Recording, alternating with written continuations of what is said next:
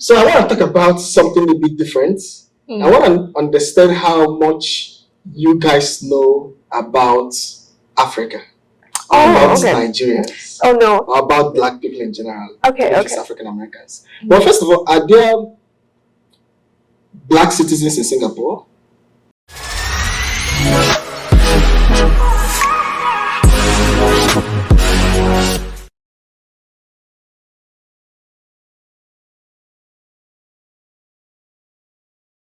Well, first of all, are there Black citizens in Singapore?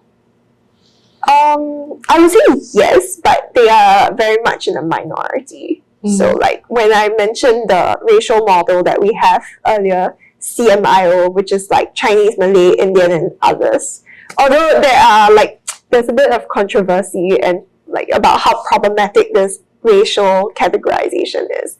But amongst this last group of others, it represents how multicultural and cosmopolitan Singapore is. So we really have people from all over the world, including people from Africa. So how much do you know about Nigeria? How much do you guys know about Nigeria?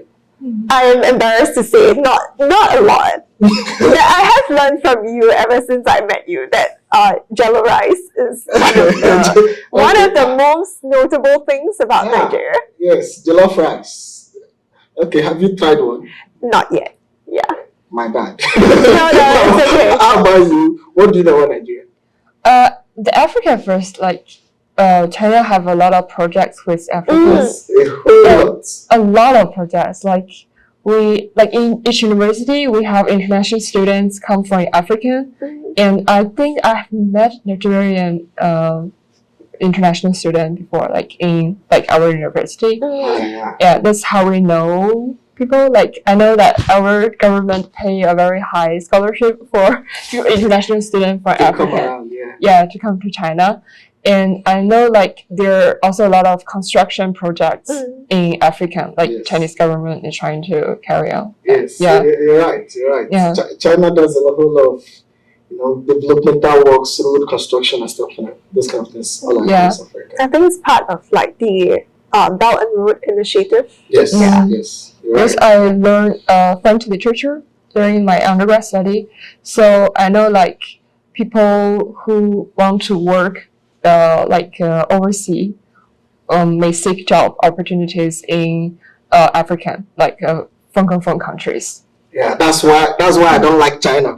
So let's talk about that politics. If China is doing a project of constructing this room, China is gonna sign a deal that Chinese people will be the ones to do the construction, and that's such a selfish deal to sign. Yeah, and I also see a lot of vloggers in Chinese YouTube, which is a Bilibili program. They will film how this construction work in Africa, but they also frame it as a way that they're helping African people to develop their own countries. It's kind of like propaganda. I mean, when it comes to propaganda, when it comes to the politics, of course, China, the US, let's not go there. Wait, where does Singapore come in when it comes to all this global politics, global trade, war, economy? I know where China is. China is a power weight. Where does Singapore come in? Being a small country, are you guys just on your own, friends with everybody? I think our seating position today is really, really symbolic and representative of Singapore's position. We are the middle ground. So I think as a small nation, we have to be very politically diplomatic, and we maintain ties with all countries. Yeah. So I think there's obviously there are good and bad to everything, but there's definitely advantages to being on good political terms and economic terms with different nations, to do trade, to have foreign direct investments. And for this, Singapore engages in trade with Africa, with the United States, with China. So, and I think as a very small country, and where the majority of our GDP actually comes from exports, we have benefited greatly from this, and that's why it's something that's very important for us to maintain these like international ties. Who do you guys work more with? Do you work more with the US or China or Indonesia, Malaysia? Like how do Singaporeans work well with? I'm not I'm not an economist. Do you guys have resources, or is just do you have natural resources? Because Nigeria, we've got crude oil, we've got all this agricultural stuff. Wow, yeah. So this is where Nigeria and China, you guys are like blessed with natural resources. There's this saying in Singapore that the only natural resource that we have are the humans. Okay. The manpower. So we really don't have natural resources. We even have to import our sand from Malaysia and water. For building. Yeah, and water from Malaysia. So it's a very controversial topic, very politically charged. But yeah, we in terms of natural resources, we really don't have anything. So for us, the manpower is the most important thing. But for how small Singapore is, you guys are popular. For it to be such a small country, you're popular. Why? Is it because it's a tourist place? Is it because you guys are very why is Singapore popular? Because in the global, there are countries you mentioned, nobody kind of knows about them. They don't make the news, or they are not usually in the global discourse. Mm-hmm. But Singapore is, but you're still very small. So I'm wondering why. I think it's a mixture, it's a combination of good strategic thinking by like our forefathers, and also a great deal of luck. A lot of things, like for example, our geographical location has made us very strategic as a trading port, and even today it continues to be something that benefits our economy. And then I think Singapore is not although we are an exception, but we're not the only ones in Asia. There's like this saying of the 4 Asian tigers. There are also other countries like Hong Kong, which are also smaller in size. But Hong Kong is popular because of the political controversies. But that's not the only thing that they're known for. They are also an economic superpower in Asia in their own right. Okay, yeah. Yes. So they call us like the 4 Asian tigers or dragons. Oh, yeah, like nice. small. We are small in scale, but large in impact, I would say. Yeah. Interesting. So let's now go back to China.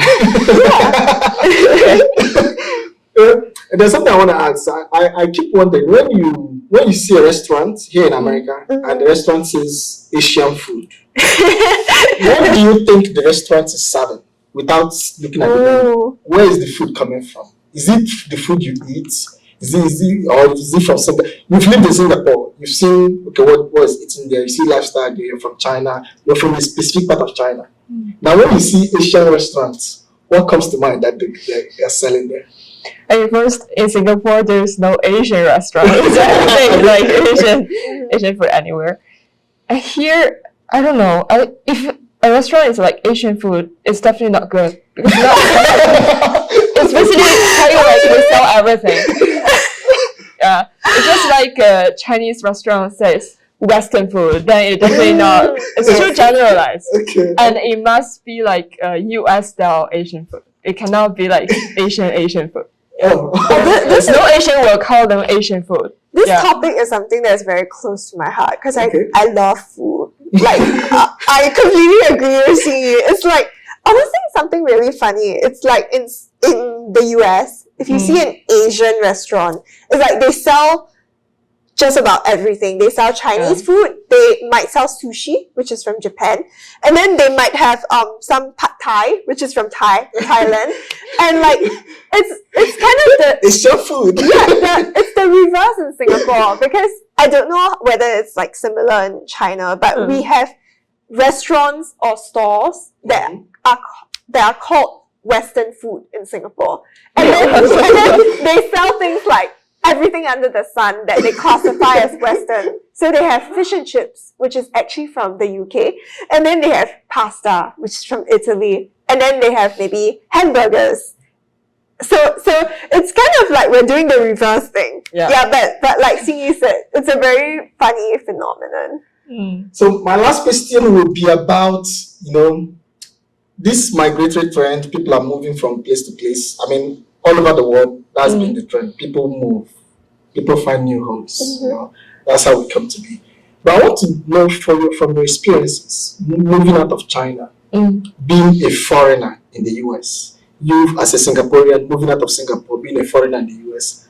How is that seen back home? Is it, oh, you're exploring the world? Is it, oh, you are in the greener side? Like, how is migration viewed from home for you guys? Or is it more like, they're no longer part of us? How is it viewed? You want to go first? Okay, so like in China, like in my city, we don't have a lot of people go abroad, and including in my family, I'm the first generation like high school student. People cannot speak English, so they cannot really travel outside the world.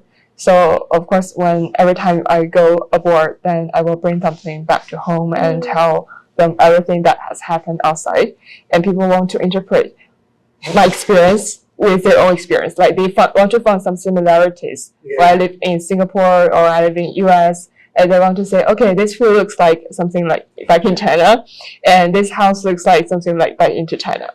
So are you a celebrity? Right? No, I'm not a celebrity.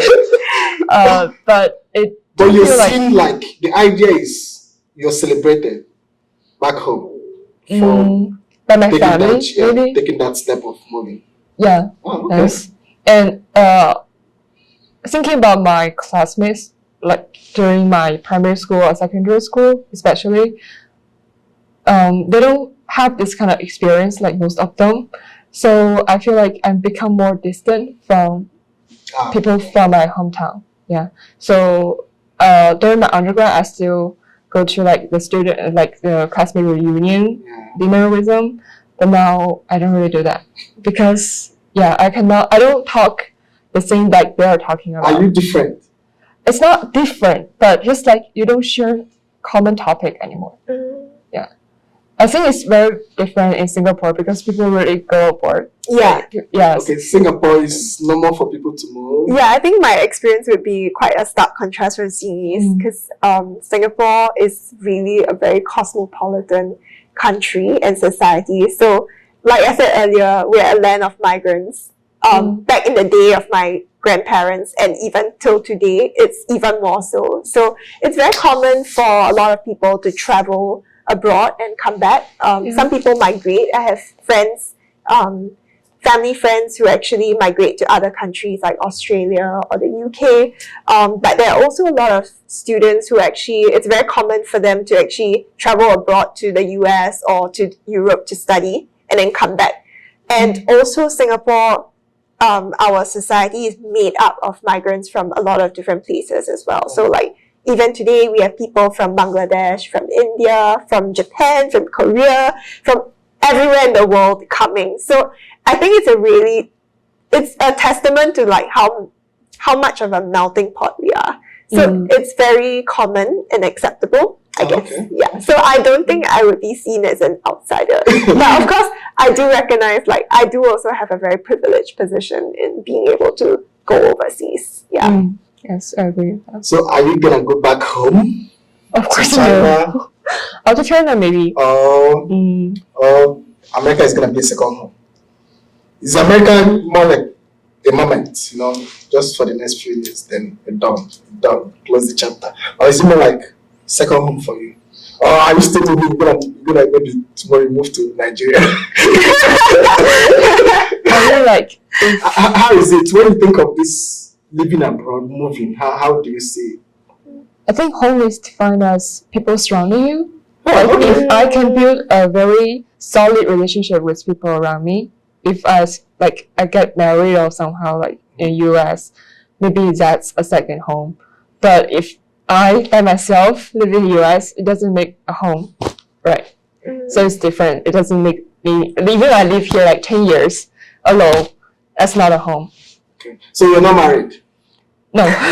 So, ladies and gentlemen, what kind of husband are you looking for? So, tell us. I divorced. I have 2 kids in China. Interesting. Interesting, yeah. So China is home. Yeah. But for you, what was it like? Is Singapore the home, home forever, or is more like where you are is the home? I think I wholeheartedly agree with you. It's about the people. For me, family is very important. So all my family is based in Singapore. So definitely Singapore will always be home no matter where I go. Yeah, okay. And I do feel like a sense of gratitude towards like my country for being lucky enough to be born in Singapore.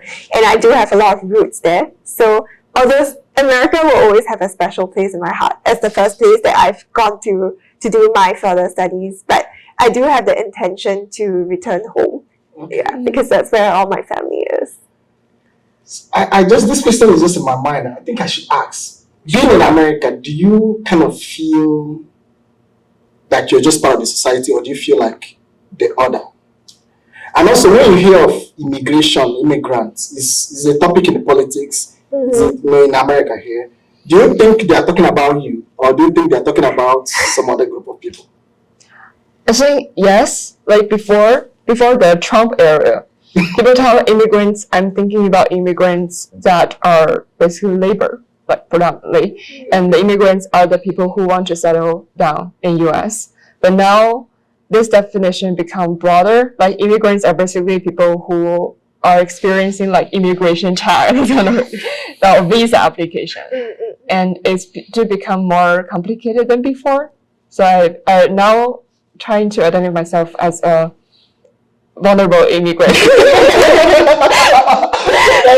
the Trump area. That's super interesting. Do you feel the same, or you feel different? I think maybe because our backgrounds and nationalities are a little different, but I also think like immigration itself is a very politically charged and very complex topic. Yes. But I definitely feel that maybe because I grew up as someone who's very used to an immigrant society, I don't feel like excluded as an outsider per se, even in the US. But I do feel that obviously there would be obvious distinctions between someone who has been born here versus someone who is here on a visa, and then I feel like there's also like distinctions between types of migrants, like what Xing was saying, like that you have the laborers, and then you have people who are like seen as, even in Singapore, you have like people who are like expats versus migrant workers. There's this distinction in social classes, and it's the same thing here in the US where there are different types of immigrants. So I do feel like I would be socially different, but I feel like I'm lucky enough to not be classed as an outsider. Yeah. That takes me to this question. Have you met a Singaporean, is an American born to a Singaporean parents here? An American born to Singapore? Actually, I haven't seen a single Singaporean yet in the US. Like I have not met the closest person. You've not met a Singaporean? No, not yet. Okay, Do you know anyone? I don't know. We have to search. Have you met anyone? We have to find.